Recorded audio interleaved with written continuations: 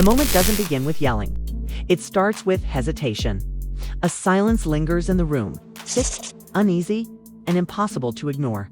As the camera continues rolling, the host leans forward, eyes focused, voice controlled. He admits, almost unwillingly, that he doesn't even know how to approach this story. Not because it's complicated, but because of what it suggests.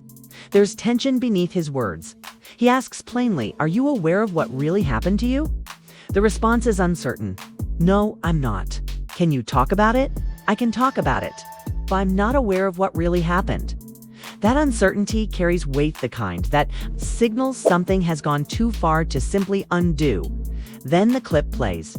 Tamar appears on screen, calm and composed, almost emotionally distant. The question is simple. Does she know what truly happened to her that night? Her response isn't anger or Firett's confusion. She says she doesn't know. All she remembers is attending a friend's birthday gathering, returning home, following her normal routine. After that, everything goes blank. No details. No clarity. That's when the energy shifts.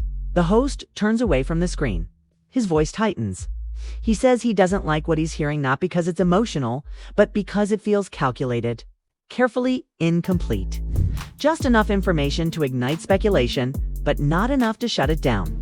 He says the story doesn't add up and openly accuses her of not being truthful. That single moment sets everything off. Within minutes, social media erupts. Comment sections flood with theories. Every word is analyzed. Every pause becomes suspicious. Headlines begin forming before any facts are confirmed. Rumors solidify into assumptions. And at the center of it all is a claim that spreads faster than the interview itself that doctors allegedly confirmed. Something serious after a night involving Mendeecees. But here's the issue. No doctor says that in the clip. No medical proof appears. No diagnosis is shown. There is only a story and the empty space people are left to fill on their own. The host doesn't shout. He doesn't chase shock value. Instead, he starts pulling at the thread, examining the timeline, the locations, the unanswered gaps. He questions why certain details are highlighted while others vanish. Why some names are carefully avoided. Why uncertainty is framed as innocence. Then he asks the question that changes everything. If she truly doesn't know what happened that night, why does the story keep pointing in one specific direction? As the internet rushes to assign blame, one thing becomes clear.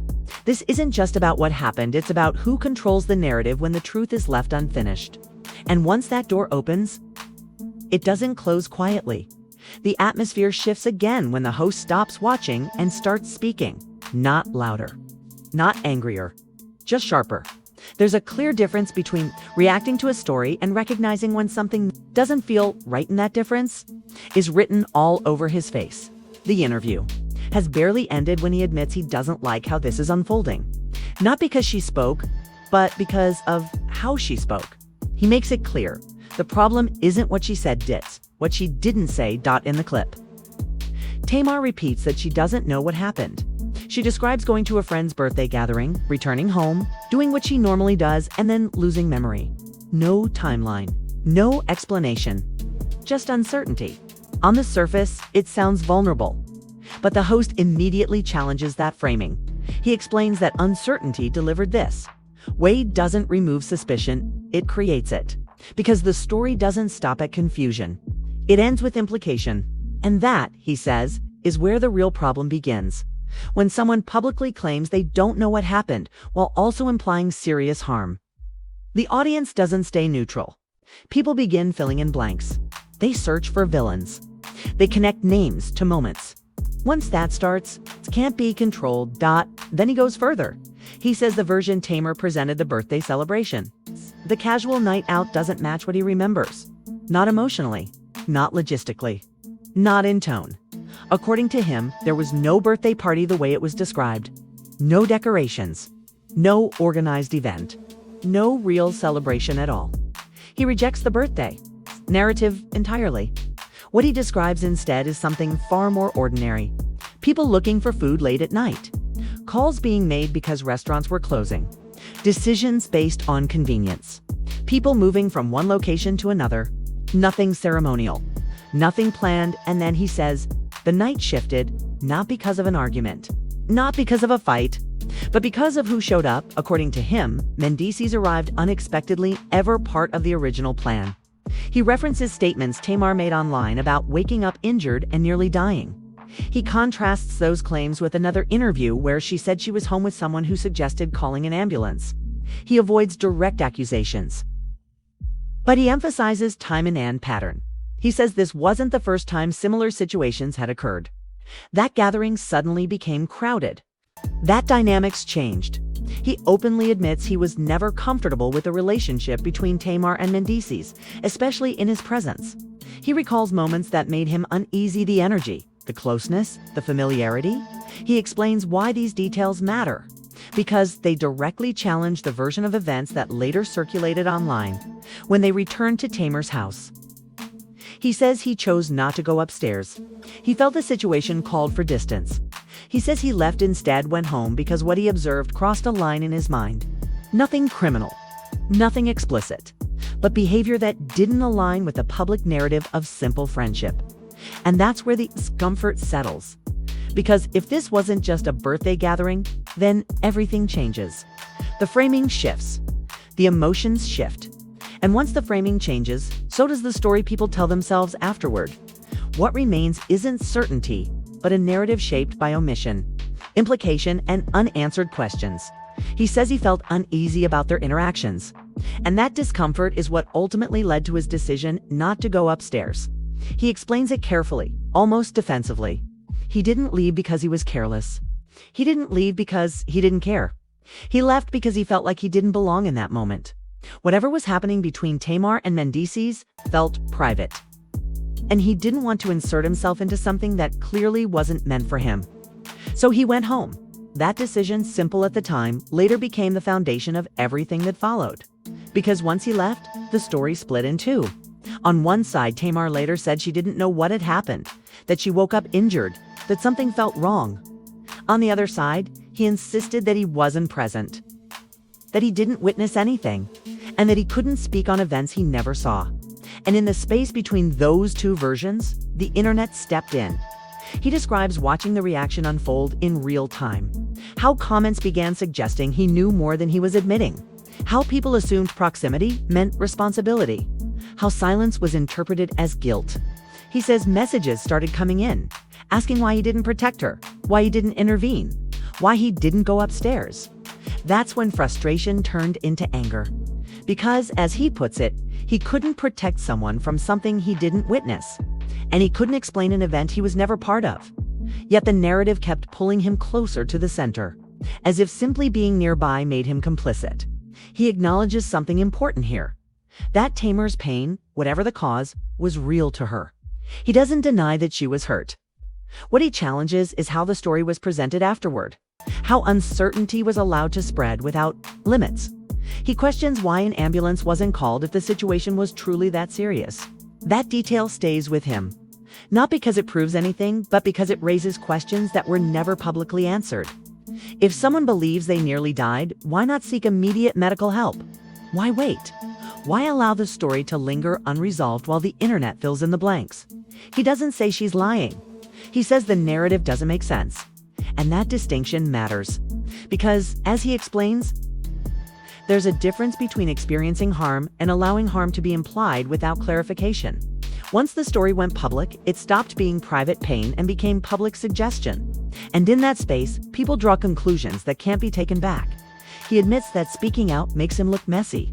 He knows how it comes across. He even says he hates being pushed into this position. But what finally pushed him over the edge was seeing himself quietly turned into a background villain, the friend who should have known more, done more, said more. All while he maintains that he was never part of whatever happened upstairs at this point. The tension isn't just about that night anymore. It's about responsibility, about who controls the story once it leaves the room, about whether silence is protection or permission. And by the time he finishes laying out his version of events, one thing becomes clear. This isn't just about Tamar. It's about what happens when a narrative grows faster than the facts behind it. Because once the internet decides a story has meaning, the truth becomes secondary, and the consequences for everyone involved are only just beginning. Consequences for everyone involved are only just beginning. The tension doesn't ease after he explains why he left. It deepens. Because once the question of where he was is settled, another question replaces it: why. The story kept changing afterward. He doesn't rush into that part. He approaches it slowly, almost cautiously, as if he knows this is the part people won't want to hear. He acknowledges how quickly public sympathy shifted once Tamar spoke. He watched it happen in real time. One interview turned into dozens of headlines. A vague recollection hardened into certainty. Suddenly, an entire narrative had formed without anyone ever establishing what actually happened. That's when he makes something very clear. He says he never accused Tamar of lying about being hurt. What he takes issue with is how the story was framed once it left her mouth. According to him, the moment she said she woke up in a pool of blood and almost died, the narrative stopped being about confusion and became something far heavier, something that implied danger, violence, and intent. And once those implications were out there, people began searching for someone to blame, and that person, he says, became him. He describes the moment he realized the internet had already decided he knew more than he was saying. People assumed he stayed longer, that he witnessed something that he chose not to speak. Messages flooded in, questions, accusations, assumptions, all based on a version of events he didn't recognize. He says thousands of people were waiting for him to explain what happened simply because they knew he had been with her earlier that night. And all he could say was, "I don't know what happened. I went home." That's when his tone shifts from defensive to openly frustrated. He explains that if Tamar truly believed she had been seriously harmed, certain steps would normally follow: medical care, official reports, an effort to understand what happened. Instead, there was silence, followed by interviews, followed by ambiguity. He again raises the ambulance question, not as proof, but as an unresolved issue. A question that was never addressed, only left hanging while the internet did what it always does: speculate. And that speculation had real consequences. Once the story began circulating, people didn't just react emotionally. They began assigning roles: victim, villain, bystander, accomplice. And because he had been physically present earlier in the night, his name stayed attached to the story long after he had left. That's when he addresses another uncomfortable truth: his unease with Tamar's dynamic with Mendeecees. He's careful here. He doesn't accuse. He doesn't sensationalize. He simply describes what he observed: repeated closeness, physical familiarity, moments that felt inappropriate given the situation. Not once, not accidentally, but consistently. He says it made him uncomfortable at the time, but he chose to ignore it. Not because he approved, but because he didn't want to create drama or assume intentions. Sometimes, he admits, it's easier to look away than confront something that feels off. But that choice came back to haunt him, because once everything unraveled, that same closeness became fuel for public speculation. People started asking who was with whom, who left together, who went upstairs. And once those questions surfaced, they didn't stop. He then recounts the exact moment he decided not to go upstairs that night. He says it plainly: when he saw Tamar and Mendeecees kissing in the car, it crossed a line for him. Not morally, but socially. He felt like an outsider, like whatever was happening no longer involved him. So he removed himself from the situation and went home. That, he says, is the part people refuse to accept. Because if he went home, then he couldn't know what happened afterward. And if he didn't know, then the blame placed on him makes no sense. Yet that's exactly what happened. He explains how quickly perception replaced reality, how viewers said a real friend would have stayed, how silence became guilt, how refusing to speculate made him look suspicious. Eventually, frustration gave way to exhaustion. He admits that speaking out only adds to the chaos, but staying quiet allowed others to tell his story for him. And that story painted him as someone who witnessed something terrible and did nothing. That accusation, he says, is what finally forced him to respond. He also addresses one final contradiction: the claim that Tamar didn't know what happened to her, yet later spoke with confidence about the aftermath. That inconsistency, he says, was never explained. Instead of being clarified, it was amplified. It was amplified. He says people were waiting for him to explain what happened. Messages poured in from individuals demanding answers he didn't have, pushing him to confirm or deny events he never witnessed. And when he refused to speculate, he became the problem. In his view, the narrative flipped. Instead of asking what happened upstairs, people started asking why he wasn't there. Instead of questioning the gaps in the story, they questioned his character. Once that shift occurred, nothing he said afterward seemed to matter. He also points out something that deeply disturbed him: how quickly the story online moved from uncertainty to near certainty. Words like allegedly quietly disappeared. Headlines became more definitive. Commenters spoke as if the facts had already been confirmed. Yet, as he reminds viewers, no doctor ever went on record. There was no official confirmation, no clear medical explanation, just repetition. And repetition, he says, is powerful. The more something is repeated, the more real it begins to feel, even when the foundation is fragile, especially when emotions are involved. He pauses on that thought, letting it sink in. Because this, he suggests, is the real danger. Not necessarily what happened that night, but what happens when a story is allowed to grow without limits, when speculation fills the space where clarity should exist. When silence is treated as proof, the question changes. By the end of this moment, it's no longer about who did what. It becomes about who controlled the narrative and whether anyone ever intended to stop it once it started. The tone shifts again here. Not louder, not angrier, colder. This is where the conversation stops being emotional and becomes surgical. He no longer sounds like someone defending himself. He sounds like someone reconstructing a timeline piece by piece. Because the internet had already decided how the story should end without ever waiting for the middle. He makes an important point.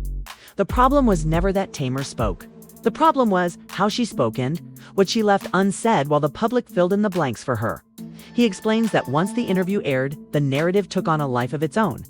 Not because of any direct accusation, but because of suggestion.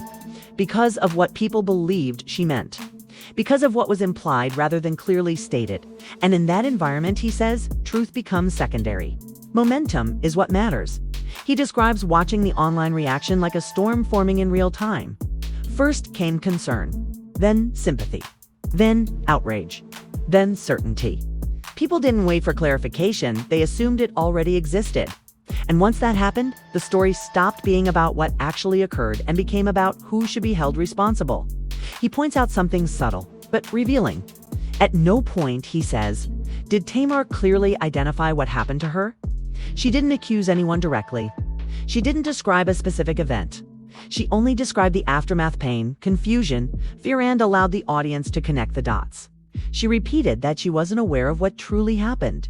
That statement, he says, became the foundation for everything that followed. Because when someone claims they don't know what happened, but describes severe consequences, listeners instinctively begin constructing a cause. And when certain names are already circulating, those names become the answer, whether justified or not. He then addresses what angered him the most. The assumption that because he didn't rush online to defend her, he must be hiding something. That logic, he says, made no sense to him. He genuinely didn't know what happened. So what exactly was he supposed to say? Anything he said would have been speculation. Anything he denied would have sounded defensive. Anything he questioned would have been seen as cruel. So he stayed silent. And in doing so, he says, he walks straight into the role the internet assigns to silence guilt. That's when he explains why he finally chose to speak. Not to expose Tamar, not to embarrass her, but to correct what he believed had become a distorted version of reality. He brings the focus back to that night, this time not emotionally, but methodically. He reiterates that he left, that Tamar went upstairs, that Mendeecees and another person were present, and that he was not. He explains again why he didn't go upstairs, emphasizing this point because, in his mind, was the detail that never made it into public discussion. People kept asking what he did, what he saw, what he knew. But no one asked who was actually there. And that omission, he says, is what allowed speculation to spiral out of control. He pauses, choosing his words carefully before shifting the tone again. He admits that he knew the moment he spoke up, people would accuse him of being messy, of chasing attention, of deflecting blame. He accepted that in advance. What he couldn't accept was being quietly turned into a villain while others were left untouched. He admits something raw here. He says he was hurt not just by Tamar's story, but by how it changed the way people viewed him. By the assumption that friendship means unquestioning loyalty. That protecting someone requires absorbing blame on their behalf. He rejects that idea entirely. Friendship, he says, does not mean rewriting reality. It does not mean accepting responsibility for events you didn't witness. And it does not mean staying silent while your name is quietly dragged through speculation. He also addresses criticism about his tone. He doesn't deny it. He says his harshness came from frustration from feeling cornered, from watching a narrative spiral while he was expected to remain quiet for the sake of appearances. He admits his words weren't gentle, but insists they were honest. He says he told her to leave him alone. That line matters, because according to him, he had already asked Tamar to stop referencing him, to stop indirectly involving him, to leave him out of whatever story was being constructed. When that didn't happen, he felt forced to respond, not to retaliate, but to draw a boundary. He explains that once a private situation is made public, control over its interpretation is lost. And once others are implicated indirectly, they have the right to respond. At this point, the tension shifts again. The conversation stops being about Tamar's actions and becomes about the cost of ambiguity, about how unanswered questions can be just as damaging as direct accusations, about how narratives, once unleashed, don't require proof to survive, only repetition. And then he says something that lands heavily. The story didn't hurt people because of what was said, it hurt people because of what was never said. And by the time everything settled, the damage had already been done. The internet had chosen its version of events. The roles were assigned. The truth, whatever it actually was, became secondary. By this point, the tension no longer feels emotional. It feels structural, like a system at work, like a familiar pattern repeating itself. A warning about what happens when stories move faster than facts. And as the camera lingers on his face, one thing becomes clear. This was never just about one night. It was about how easily a narrative can be shaped and how difficult it is to undo once the world accepts it as truth. The final shift happens quietly. There's no explosion, no raised voice, no dramatic pause. Instead, there's something heavier: stagnation. By now, he isn't trying to convince anyone anymore. He's explaining what happens after the narrative has already won. He says something that reframes everything. Once a story reaches a certain size, it no longer belongs to the people involved. It belongs to the audience, to the comments, to the headlines, to the assumptions repeated so often they begin to feel like facts. And that, he says, is where the real damage begins.